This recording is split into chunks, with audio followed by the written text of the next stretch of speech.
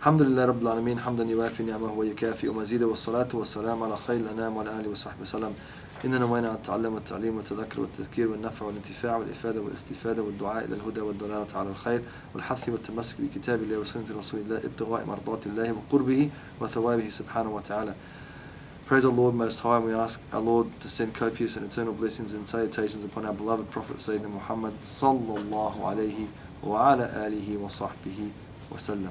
So he says, وعليك قال المؤلف رحمه الله رضي الله عنه وعنكم نفعنا به وبكم وعليك إذا نظرت لله نظرا من صلاة أو صدقة أو غير ذلك من القربات بالمبادرة بالوفاء به ولا تتعود الإكثار من النظر فإن الشيطان ربما أغراك بذلك ليوقعك في الإخلال.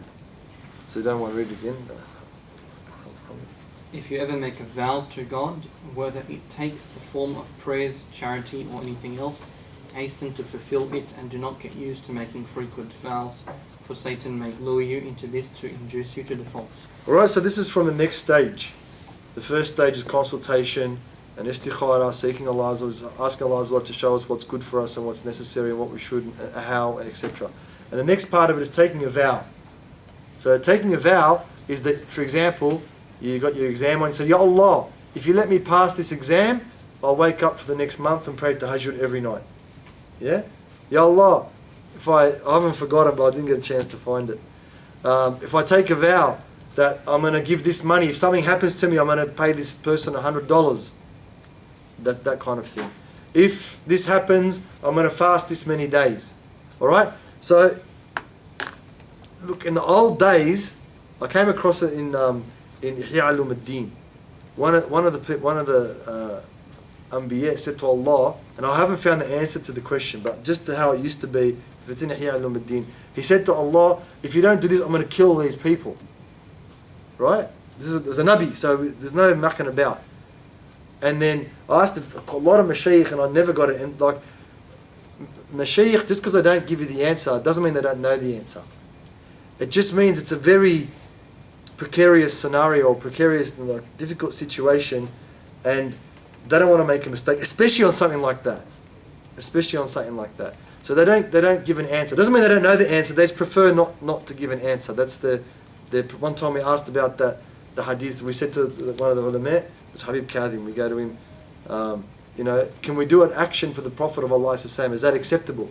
He goes, and he says, why are you asking that question? We said, because the hadith says, إِنَّمَا الْعَمَلُ بِالنِّيَّاتِ مَنْ كَانَتْ هَجْرَتُهُ إِلَى اللَّهِ وَلِرَسُولِهِ. They both mentioned Allah and the Prophet. سَقَطَ عَنْهَا. He didn't say anything.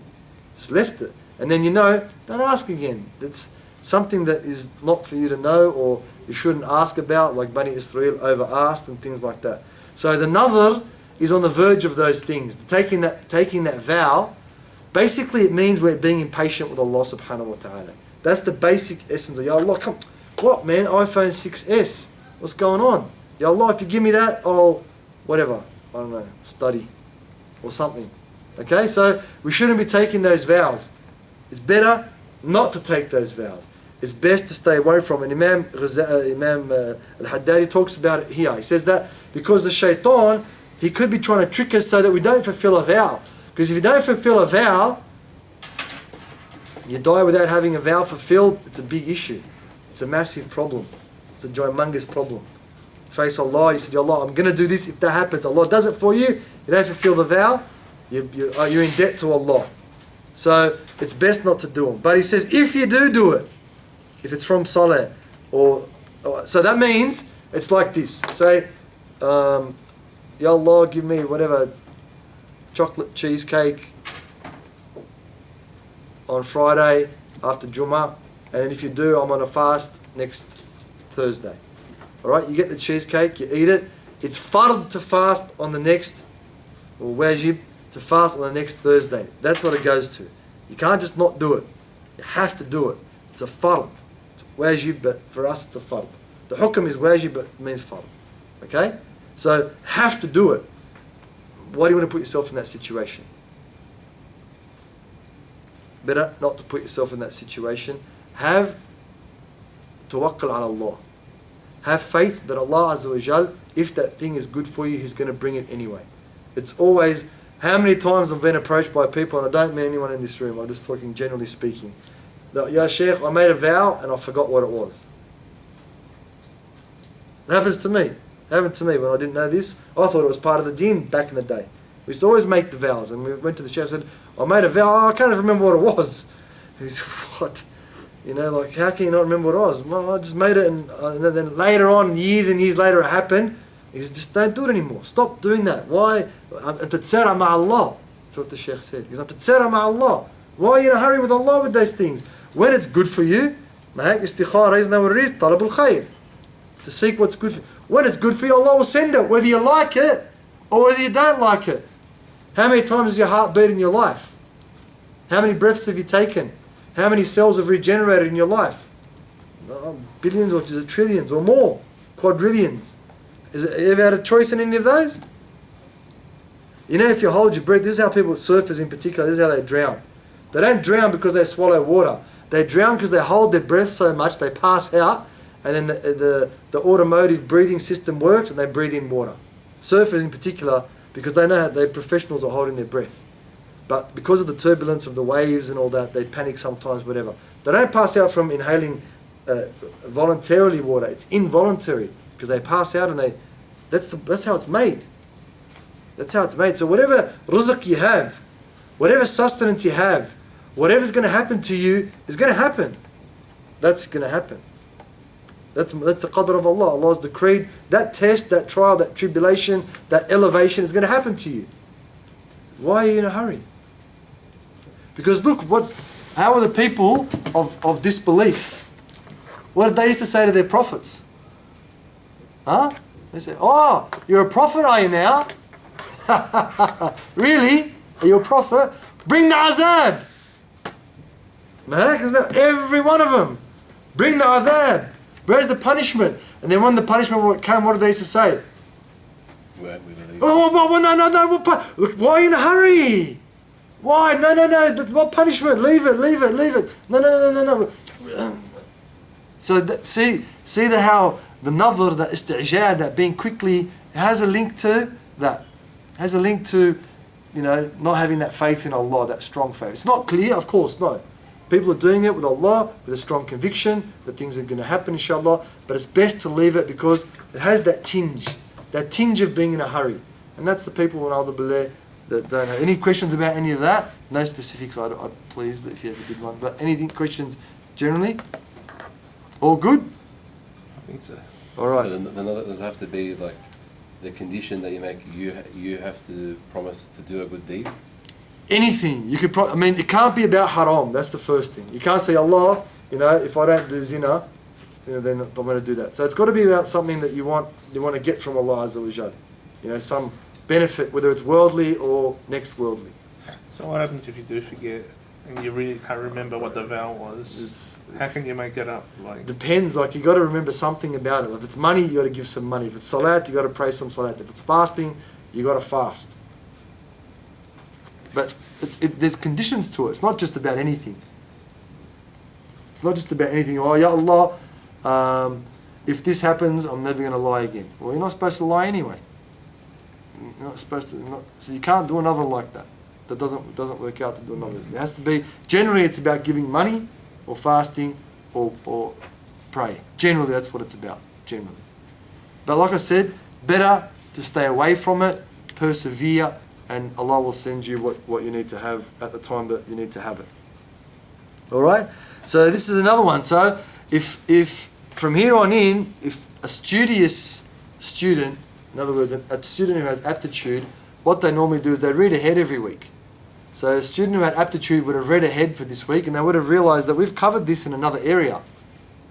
So what would have happened is a good student, someone who's serious about their progression to Allah subhanahu wa ta'ala and spiritual enlightenment and following the nahj, the path of the Prophet of Allah sallam, would have revised that.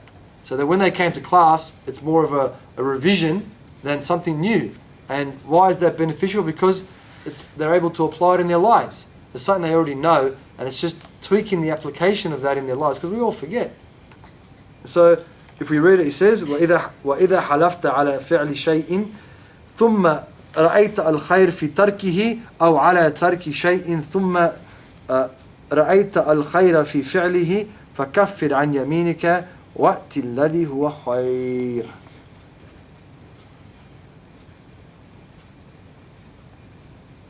If you swear. If you swear to do something and then find it better not to do it, or vice versa, then do whatever is best and expiate for your oath. Right, so this is a level down from another. What do you call another in English? A vow. This is a level down from a vow. So a vow, you know, like, no disrespect meant, but Catholic clergy people, clergy men and women, they take a vow of celibacy. It's a vow. They say we're never going to have sexual relations with a spouse or anybody else. That's their vow. And some monks, they take a vow of silence. They don't talk for however long, and that's it. They can't talk. That's how they do it. It's a vow. It's another. So the next level is a qasm. What is it? So إذا حلفت, so that's the common word. Is a btahlif, يعني that they say. It's a qasm. Wallahi, I'm gonna this. Wallahi, I'm not gonna that. And if you're an Arab, they say tallahi as well. Ta is like wow in the Arabic. They say tallahi, which means the same thing. Swearing an oath. Yeah, it's an oath.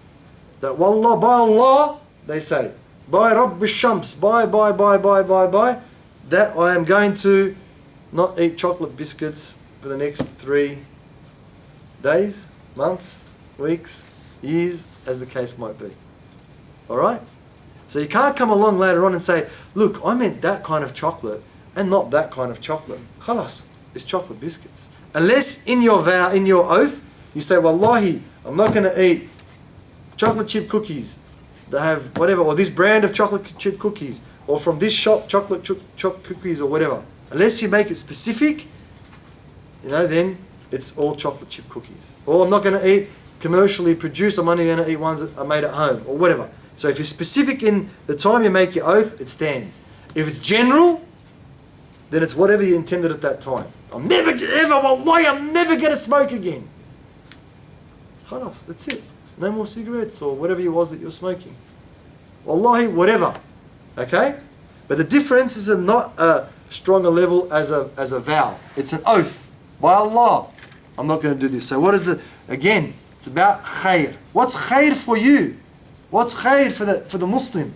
What's khair for the individual in accordance to what Allah Azza wa Jal has decreed for that person? So he says, على فعل شيء ثم رأيت الخير في تركه. So if you say, wallahi, I'm not going to eat any more chocolate chip cookies, isn't that what we said? Right? And then, later on you went to the doctor, he said, listen mate, you need whatever, magnesium, you need sugar, isn't that what, you know, mainly sugar? You need sugar in your diet, you should eat chocolate chip cookies. Then what do? He says, أو على ترك شيء ثم رأيت. So, you said, wallahi, I'm not going to drink Coca-Cola. Oh, that's a bad example. Wallahi, I'm not going to drink milk. Okay? I'm not going to drink milk. That's it. No more milk for me. It's the same as chocolate cookies. Wallahi, I'm going to pray every salat every fajr in jama'ah. Every salat fajr I'm going to pray in the mosque. Wallahi. So one is to leave something, chocolate chip cookies, and one is to perform something, salat al-jama'ah for salat al-fajr, being jama'ah every day. Then you find out that, look, the doctor said you got to eat chocolate chip cookies, and then you found out that, you know, the mosque is closed down or whatever, or they moved, or they lost their DA, they can't pray there anymore, and the mosque is far, you're not going to make it. That's probably a bad example. Wallahi, I'm going to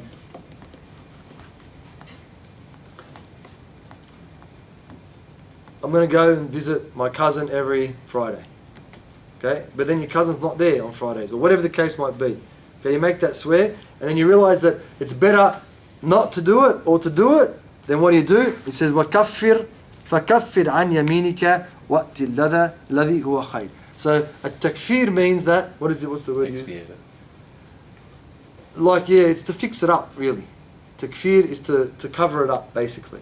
To get rid of it, like almost to deny, as if it never was.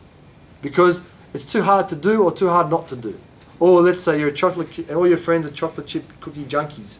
And everywhere you go, you just can't handle it. You can't do it. It's too hard. So, leave it, and make up for it. Expiate is make up for that that swearing by Allah Azza wa Jalla. We've got time, or is it time for that? Yalla, man.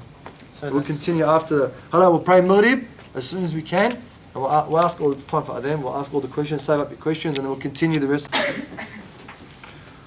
Alright, so continuing on, the Imam radiallahu anhu wa ankum wa nafa'ana bihi wa bikum, he says, وَاحْذَرْ أَن تَحْلِفَ أَوْ تَشْهَدَ عَلَى مُقْتَضَى الظَّنِّ وَإِنْ كَانَ غَالِبًا فَضْلًا عَنِ الْوَهْمِ وَالشَّكِّ. Beware of swearing or testifying on the basis of conjecture, even if you are almost certain, let alone when it is illusory or dubious. Okay, so now the Imam's taking us through the different ways that a person connects to Allah subhanahu wa ta'ala through speaking about a particular thing. Like I said, we've covered this before for those people that have been coming for a while in previous about afat al-lisan, the way that the tongue works, and so should some of these things you should be recalling. He says, so he's bringing two things in here. Firstly, the halaf, which is to take an oath, okay, and then the other one, the shahada, is to testify, to bear witness that something. So the difference between the two is what? The oath. So in both occasions you're saying that wallahi this happened, wallahi that happened. Another one is saying this happened or that happened. The only difference is taking the oath, the word of saying that by Allah that I'm putting onto this that. In other words, what does by Allah mean? By Allah's existence. By the existence of Allah. So there's no doubt in that, is there? أَفِي اللَّهِ شَكْ فَاتِرِ السَّمَاوَاتِ وَالْأَرْضِ. Is there any doubt in that? No doubt for the believer. Or is there doubt? No doubt. So just like there's no doubt in Allah's existence, there's no doubt that what I'm saying is true. Is that a big deal or not? Huge. Hey, massive deal. It's a massive deal. I am saying that that's it. Just like Allah is existent, this thing occurred or didn't occur. It's serious business. Don't you think so? Yeah? Very serious. So that's why it's got to be taken as it should be.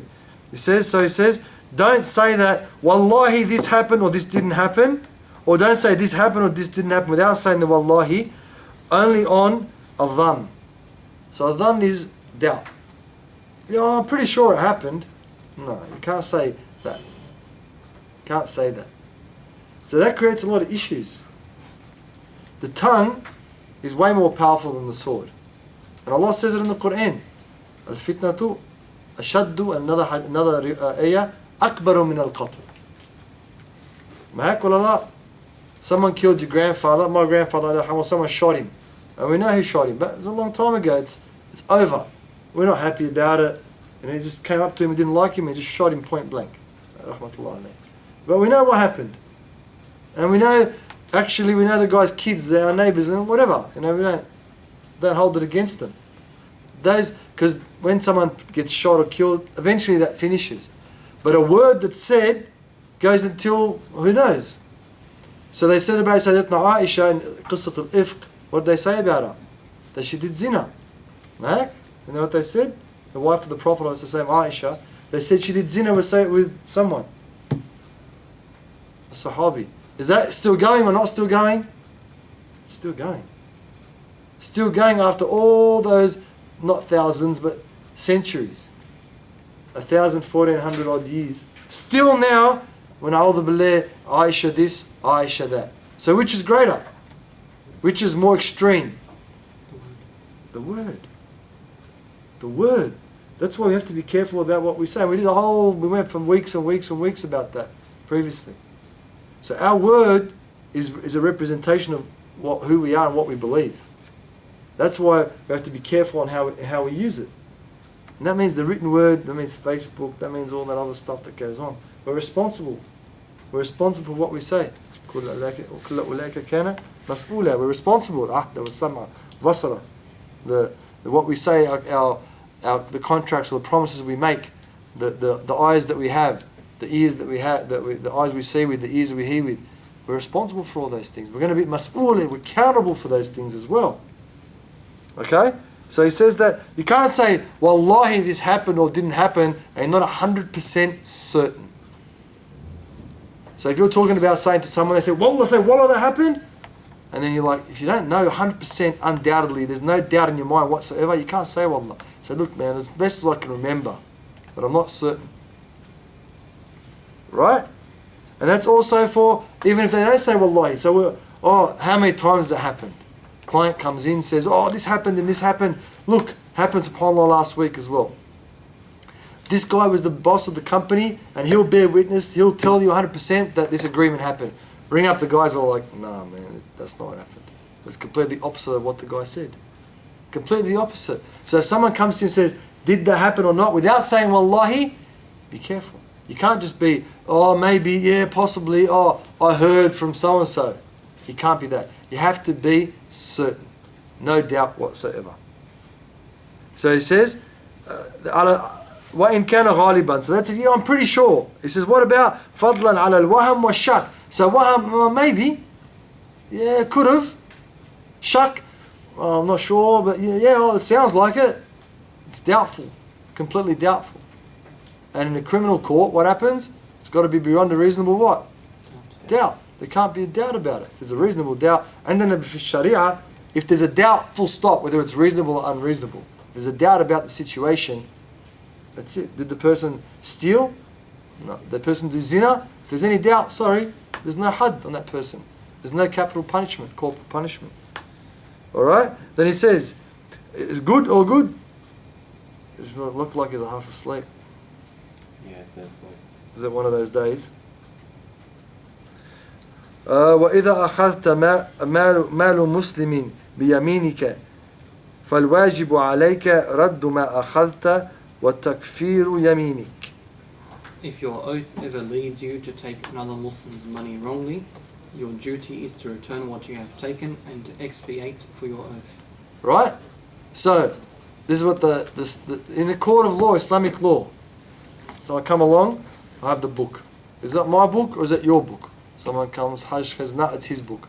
I'm the one in possession. Does he have a bayina? Does he have a proof? We look in it, there's no one's name in it. So the qadi will say to me, say wallahi, it's your book. I'll say wallahi, that's it, it's mine.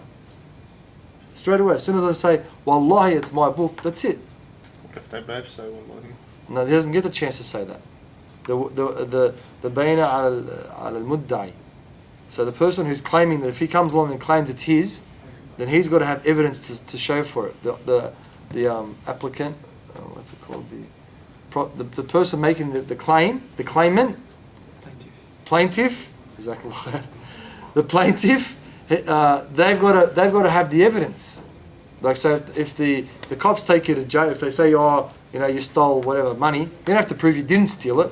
They have to prove you stole it. So when they say Sharia and law, they just copied our law, so copied Sharia. So don't think it's that far apart. They're almost exactly the same. So if the cops come and they say, you sold drugs, prove it. Don't they have to prove it, yes or no? Okay? Same thing in Sharia. Ours is before that. So whoever's making the claim, the claimant, the plaintiff, the applicant, in family law we don't have plaintiffs, we have applicants, so that's why a long time since I've done any civil litigation. So it's, thanks mate. So in terms of who's proving it, the person who's saying it's theirs has to prove it. So if Hajj's name isn't in the book, or he hasn't got some other kind of evidence, then all I have to do is say, wallahi, it's mine, it's in my possession, I'm the defendant, and I take it. That's it, it's as simple as that. So if that was to occur and you took someone's property wrongfully, money or whatever, by making an oath that it's yours, you got to give back that property. Whether it's in a court of law or just between people or whatever it might be, because today we're all lawyers and judges, alhamdulillah. So anytime two people get together, all of a sudden someone's, I'll judge between you, and they got no idea what they're talking about, no experience, no knowledge, but don't worry, they'll judge between. On what basis? Only Allah knows. And then what happens? The problem gets worse and it gets bigger because they're not adequately trained to make a decision between two people. Alright, I'll hear your side of the story and the other. Okay? Then how do you do that? How do you make the takfir? How do you expiate? How do you fix up the fact that you made a false oath, or the oath, you broke an oath? Do you need to know that? Yep. You need to know it. Because one day you might make an oath and that's it. He says, وَكَفَّارَتُهَا قال الإمام كَفَّارَتُهَا إِطْعَامُ عشرة مساكين لكل مسكين مد أو كسوتهم أو تحرير رقبة فإن لم تجد فصيام 3 أيام. عندنا الشافعية This is the Shafi'i position. تفضل. This consists in either feeding 10 indigent people with a measure of food for each, or clothing them, or setting free a slave. If you can do none of these, then fast 3 days. Alright? So what happens when people say, oh, you're visiting your friends, probably your generation doesn't do it, but the older generation does, you know? You're visiting your friend's house or whoever your relative, and then they want to have something to eat, and you say, no, I don't want to. Wallahi, you have to eat here. And then you go, no, I've got to go. Look, do you want me to break my oath? And break it, so what? Break it, and then what? They always think they have to fast. Fasting is the last thing. Alright? So it's feeding 10 indigent, disenfranchised people a mudd of the Prophet of Allah. Who knows what the mudd of the Prophet of Allah is? Who knows? Come on, we've said it before. Right? That's a mudd. Not my mudd, but the Prophet's hands, when he grabbed the dates like that, that's called a mudd. And 4 of those is called a sa'. Yeah. Right? So, back in the day, that handful of the dates of the Prophet in the hands of the Prophet was enough to feed a person for a day. Today, maybe not. Okay, so how do we compare it today? If you want to be literal, which it won't work in this country, imagine if you started giving out dates to people every week. It's a matter of this guy. That's not going to work. So it's about feeding poor people. So, what do you normally eat? Well, how much does it cost to feed someone a meal? 15 bucks. Any other bids? You can make it 20. 20. You eat organic. 35. All right, whatever it is that you normally spend, you got to do 10 of those. Pay 10 times that. You have to do it in one hit, or? Well, it's better 10 separate poor people to feed them once is better. So if there's a charity you want to give to, you want to send them overseas. If there's someone, poor people like the people that are homeless or whatever, feed the homeless type deal, take 10 meals. Yep, you can do it like that. But 10 separate people, 1 meal. That's the kafara of the yameen. That's how you overcome. That's it. So when you take an oath with Allah, that's why at the beginning the Imam was saying, if you take an oath not to do something and you find out it's good to do it, then what do? Do it, and then pay the money. If you take an oath that you're not going to do something, that you're going to do something and you find out it's good not to do it, then pay the money and break the oath. That's it. You're clean with Allah. There's no itham, there's no sin to do it. But us, some people, they're so, I said wallah, but one guy goes, wallah, I'm not going to go to my in-laws' houses. Wallahi, I'm not going to go to... What's that prove, man? It proves you're weak, is what it proves. You're trying to show that you're strong by making... Khalas, bro. Feed 10 people, go to their house. What kind of a oath is that? So it's best not to say it at all. Look, it depends on the circumstance, but yeah, it's better to stay away from those things. How about the story? Well, we told it before. There was one of the pious guys. He had a cow, and the cow was like a milk bar, like a shop, like a Woolies or a little corner shop back in the day. Milk and cream and cheese and whatever else came, all the yogurt and whatever else came from the milk. So it was a big deal back in the day. He had a cow, one of the pious guys, and someone stole it, and they put like a different coloured dirt on it so it looked different. But he knew it was his cow. He could tell by the thing and whatever. And the word got around, and the same thing happened. The guy came, and then that pious guy went and took the cow, because he knows it's his cow. And that guy, the other thief, went to the court and said, "Oh, that's my cow." After a while, he said, "It's my cow." And then the qadi, the judge, said to the thief, "Where's your dalil? Where's your evidence?" And he said, "Oh, no, I don't have any evidence." And then he said to the pious guy, "Just say wallahi, it's your cow and it's yours." He said, "I've never said wallahi about anything in my whole entire life, let alone saying wallahi about saying of the dunya. Take the cow," he told the guy. If you want to live that, you can do that. There's people that have done that. But there's nothing wrong if you say wallahi. It's just what your relationship is with Allah Azza wa Jal.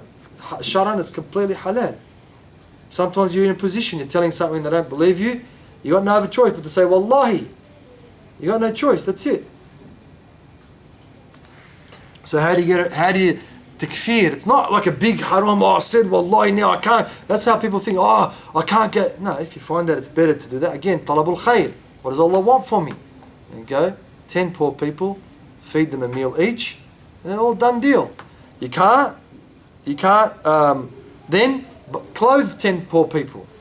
That's from your clothes. You got clothes in there. I'm sure your cupboards are just stacked full of clothes.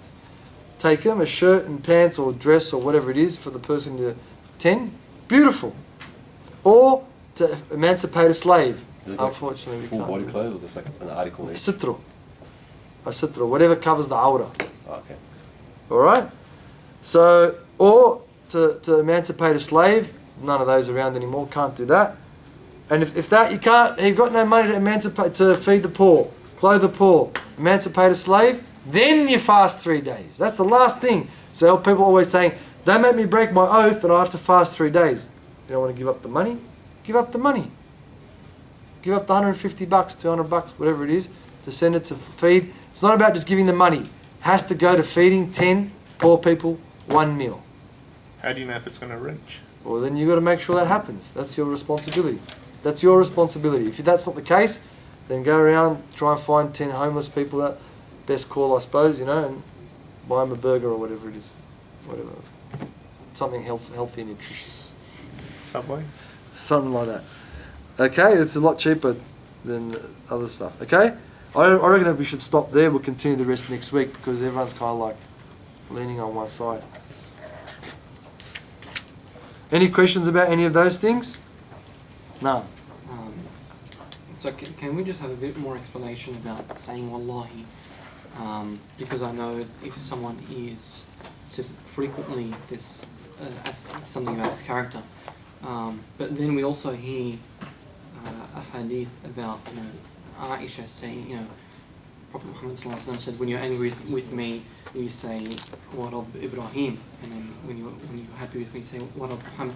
So, I mean, how do we, and we know all the hadith by him whose hand my soul is in. So where does this sort of fit in terms of when we should say it or when it's okay to say it? Like when the Prophet say, it's a form of balagha. In the Arabic language, it's a form of eloquence. So he's saying it in a lot of senses to be eloquent, and also he's saying it's not coming from me. So it's Allah is telling you this, and I'm the messenger. So I'm only relaying the message that comes from Allah. That's when it comes to the Prophet of Allah. And the Arabs, like it's part of their language. That's why Allah la yu'akhidhukum fil laghwi fi aymanikum bil laghwi fi aymanikum. Allah Azza wa Jal, if a person says, Wallah, this, that, it just comes off their tongue, that Allah doesn't la yu'akhidhukum, doesn't count that. If it's a laghu, it's like it's just said because of habit or whatever the case might be, and Allah doesn't count that for the person. It's only when the person is saying it for a reason. Is that a hadith or is that? No, that's the tafsir of the verse. That's the tafsir of the verse. So you get people that say wallahi all the time. It's not a good thing to do. So that, like the people that in the Arabs originally, they used to say, like for example, wa bi Rabbi Muhammad, wa bi Rabbi al-Falaq, wa bi Rabbi whatever. That's how their language was. And what they meant is that because the Arabs, irrespective or different to what's going on today, mate, they were truthful. They were truthful. Why didn't Abu Lahab, don't you think he didn't know the Prophet was a prophet? Of course he knew. Abu Jahl. They all knew. They knew, no doubt. But they weren't going to commit something to something they weren't going to believe in and practice properly. It was a motif. What's a motif? It's a position they took. It was a stance they took. Okay, so what is the Prophet? But we don't want him. He's not from our tribe. He's not from our people. We're not going to accept him. But they knew he's a prophet. That was what they said. If they said a word, they stuck to it. Unlike today, million words and no fact. So the reason why sometimes you find it a bit hard to understand is because that was how their language was. It was built into their language. Wa bi Rabbi whatever, wa bi Rabbi al-Kaaba they say as well. So they're just talking about how truthful they are, and they're showing people that's the truth of what I'm saying, and I'm not mucking around. I'm talking straight. So we don't do it because wallah bro, wallah, that's the only thing we have. That's laghu. You have to say wallahi. And then when you ask, by the way, if someone asks you to say wallahi, is that your book? Let's say for example there's 2 books. This is Abdul's book. This is my book. Hajj Abdullah's book, and this is my book. So if someone says to me, they point to this book and they say, wallahi, by Allah, is that your book? And I mean this book, me, the person being asked. And I say, yeah, it's mine. That's haram. Okay? The qasam when someone asks you to swear by Allah, it's on the intention of the person asking you to take the oath. That's an important factor. So if you said to me, "Oh, is that your book? Is that your book?" And I said, "Yeah, it's my book." Right? My intention is it's this book, this Imam Haddad book. That's fine. That's fine, Islamically speaking. But then if you said to me, "Wallahi, is that your book?" and you meant this, you're pointing at this book, then I'd say, "No, that's Hajj Abdullah's book, Hajj Abdul Fattah's book."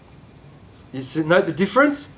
When it's an oath, it's not what I intend, the person being questioned, it's what the person asking intends. So it's a very important point. If you're playing, if you're splitting hairs or you're working in a grey area, and someone says, "Wallahi, is that true?" There's no more grey area. Right? It's what that person, say your mum goes to you, okay? Let's say you told your mum you're going to go to your cousin's house. You went to your cousin's house, right? And then later on you went to somewhere not so good, whatever that place might have been. And then your mum says to you, "Wallahi, did you go to your cousin's house?" You can't say yes, because you went there and you went somewhere else. What's her intention? You go and stay there. Just there, okay? So it's very particular. Whereas she goes, "Did you go to your cousin's house?" You go, "Yeah." Marit. It's part of the truth. Marit. Alright? But if she says, "Wallahi," sorry mate, she means, "Did you only go there and nowhere else?" So you can't say "Wallahi." Then if you don't say "Wallahi," what's she going to say? What's your mum going to say? She says, "You say Wallahi, you went to your cousin's house," and you don't say "Wallahi," what's she going to say? Alright? Pants are on fire. Okay? So it doesn't work. It doesn't work. That's the only thing you need to note when it comes to oath. If someone asks you to swear the oath, it's the oath that they're asking you to swear rather than the oath that you're intending. Very important point. It's haram, and next week we'll cover it. It's haram to split that hair. Someone had a question? Yeah, I was just wondering how it all kind of ties in with the chapter on pilgrimage. Does this one start on pilgrimage? It's been a while, eh? I don't know. It's a good question. I'll have to have a look at the beginning of it and let you know.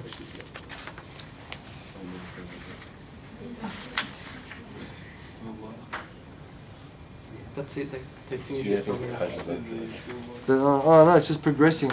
It's just right. Like, see these books. When the Imam Haddad wrote this book, he didn't like sit there and research it. He probably woke up at the time of Tahajjud and probably wrote it in the. He's blind anyway, He probably wrote it in the dark. Like, it's not saying they don't like. one night. Yeah, an hour or two. Allah opened up on him and just wrote. It's just wrote and just wrote and just wrote and just wrote and just wrote. Allah wanted to tell the people, and these people are the people of Allah. So Allah uses the people of Allah to tell these people, to tell what Allah wants. That it's not saying that. I don't know the history, but that's how most of these. That's why these books continue on. With 300, nearly 400 years old, and Imam Haddad. Everyone knows Imam Haddad. Everywhere you go, everyone knows him because he's one of those friends of Allah Azza wa Jal. So I don't know. Normally he's pretty good in the chapters, but this time he's changed his tact. The next chapter is scrupulousness. Right. So making sure that Wada. take Maybe it's leading into wada. Maybe it's leading into the next chapter. Jazakallah khairan. Alright, any other questions about this or anything else? You can ask about anything. We've got a bit of time. No. He said you can mix the niyat in the salat. Yep. So like say if you want to pray a qada of a farad, Yep. you can pray in a sunnah time. Yep. Can you pray a qada for a sunnah in a sunnah? With a sunnah? Qada for a sunnah in a sunnah. Yeah. So like say you want to pray the qada for the fajr at the time of sunnah to the dhuhr. Yes. So you can be combined? You can. Nice. You can combine it. It's better not to, Yeah. because you want the ajr of having two separate sunnah things. So when would you combine, and then this is in the Shafi'is only. So if you're not Shafi'i or you don't follow the madhab.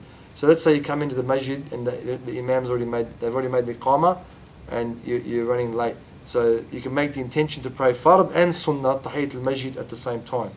But if you've got the time, then it's better not to, because you want your deeds filled up, your book of accounts filled up with good stuff.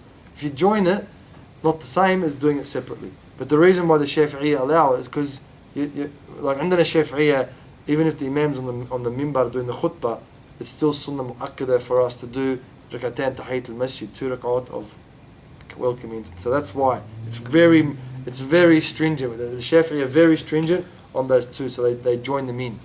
But if you can split them, it's better to split them, because you want to have, with every fajr tied to it a 2 rak'at sunnah. And with every dhuhr tied to it at least 2 before and 2 after sunnah. You want that on the Day of Judgment. You want that to be in your account. Yeah. But if you're stuck for time, then عندنا الشافعية, you can, the Shafi'is, they allow that. Oh, sorry, there's someone over here. Is it true that once you enter the masjid but you sit down, you can't pray that sunnah? Exactly right. It's Tahiyyat al-Masjid, or if you talk to someone other than to say Salamu Alaikum, then that, because everything has its prescribed time. And the prescribed time for that is when you enter the masjid, you say, you tahiyya to Allah. Tahiyya is salutations. Your greetings and salutations to Allah. It's His house, man. Then anyone else. No. So what if you're not in a masjid, like if you're just in a musalla, or if you're just, say for instance, praying in a park? That's just for the sunnah of it, you should do it. Okay, because it's a musalla, place of prayer. Masjid, of course, is the asl, but is the primary aspect of it. And the musalla also counts in that. The difference in Shafi'i madhab between a musalla and a masjid is just that the masjid is waqf. It's a waqf ala Allah. It's a trust established only for a masjid and it will never be used for anything else. Whereas a musalla, it can be used for other things. It's not a waqf. It's owned by someone or someone's just letting people use it. So it's a musalla. The park's a musalla at that time. So yes, it's good to pray the tahiyyah. Alright, like I said last week, it's coming into autumn. Sleep early. Don't stay up. There's no need for you to stay up anymore. Summer, Isha, summer and Isha is a lot more earlier now than it was before. So that means before you were sleeping, you had to sleep 10:30 because by the time you prayed Isha and whatever, now you can easily sleep 10 o'clock. Easily 9:30 even, depending on the scenario. Because the day's not as long, you're not as tired anymore.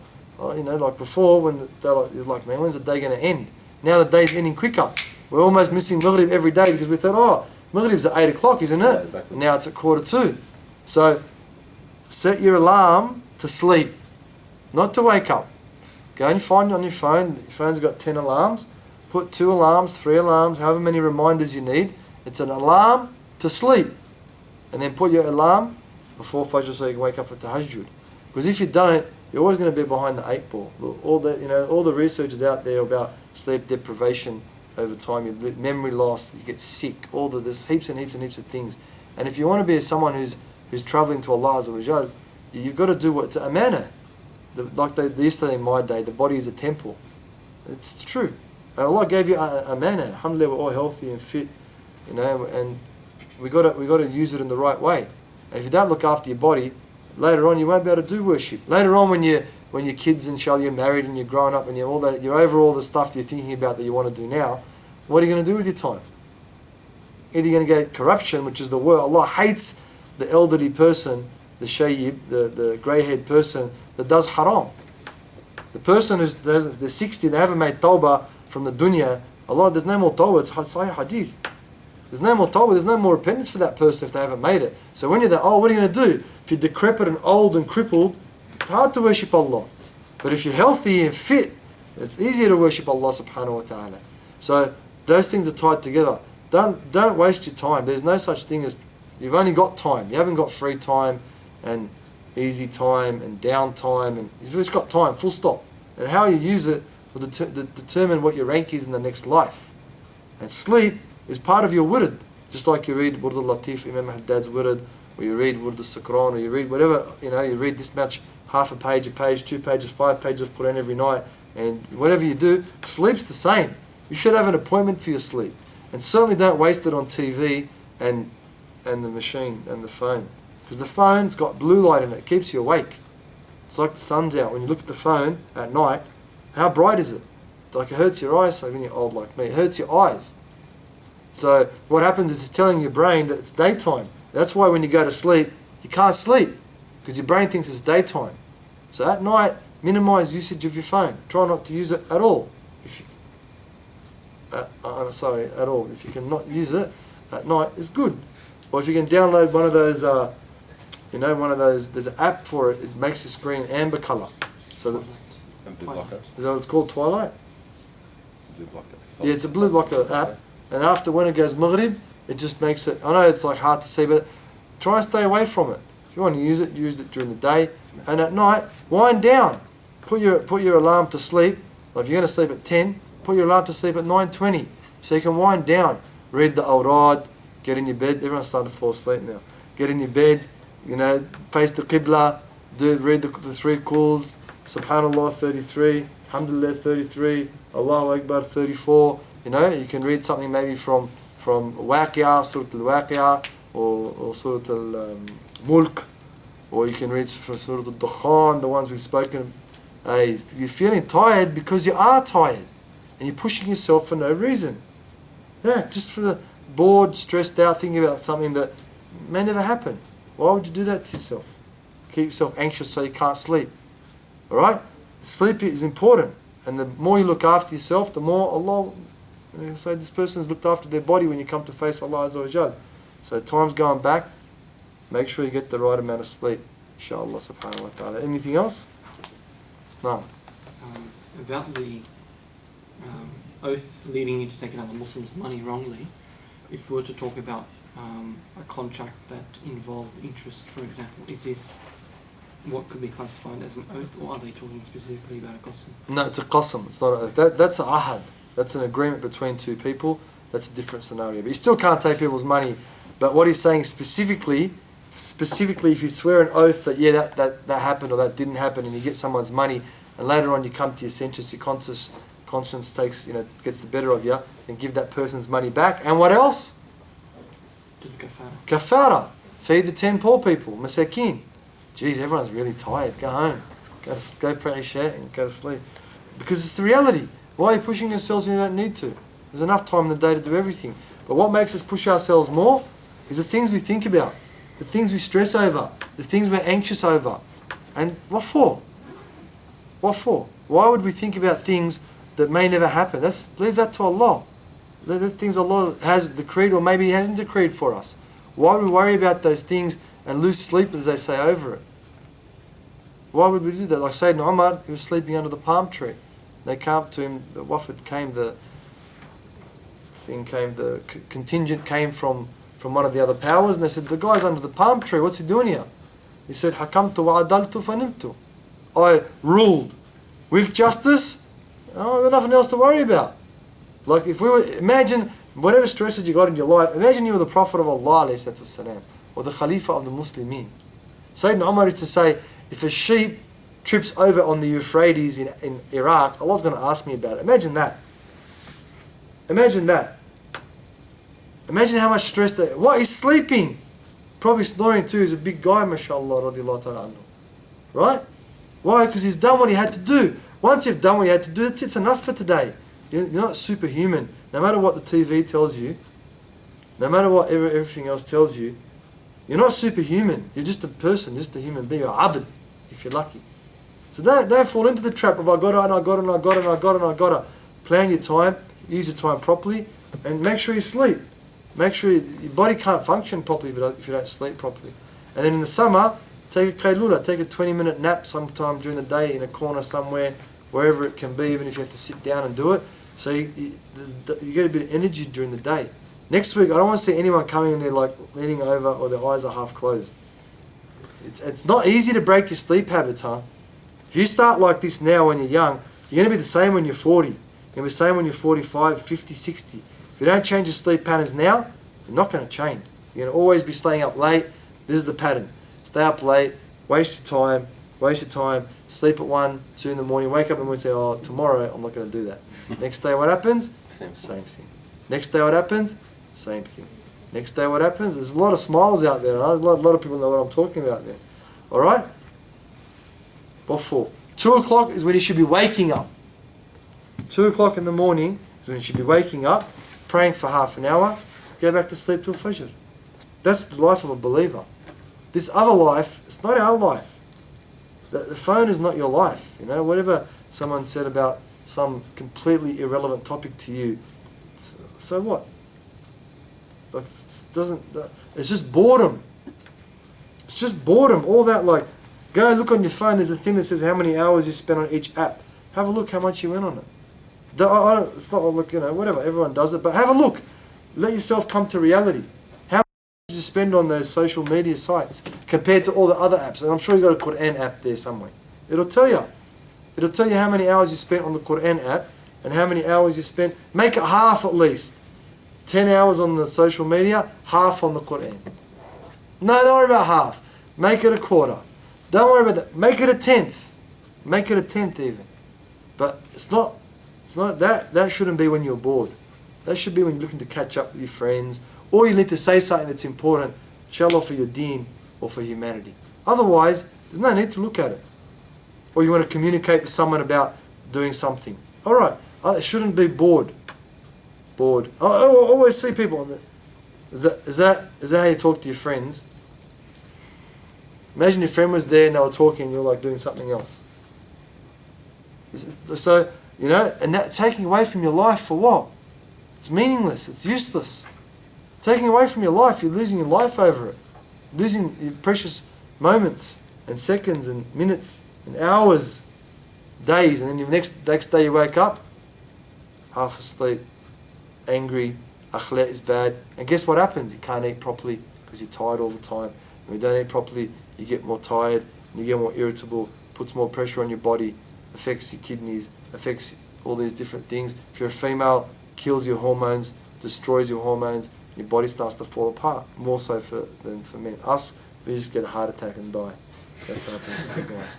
Right? For the sisters, their hormones go up, down, they can't function properly, the akhlaq goes bad, all these things. What for? Because I stayed up and I couldn't go to sleep afterwards. So, you know, it's up to you, it's your call, it's up to you, but the reality for you and the reality for me is the only thing we've got is time. That's the only thing we've got. That's the only thing we own that belongs to us. And how we do it, how we use it, determines who we are and what kind of people we are. Any other questions, anything else?